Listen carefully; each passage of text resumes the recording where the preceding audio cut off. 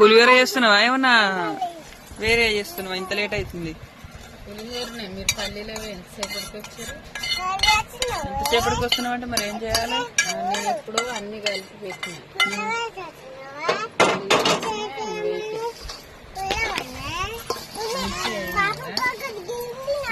అన్నం నిమ్మ పులుసులో ఎక్కువసేపు ఉండాలన్నమాట.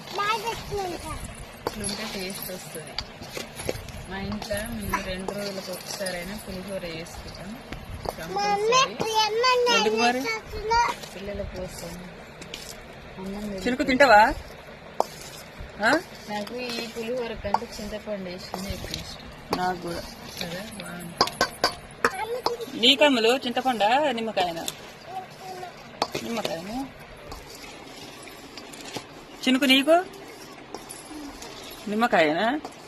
నీకు చిన్నమ్మలు నిమ్మకాయనా చింతపండా?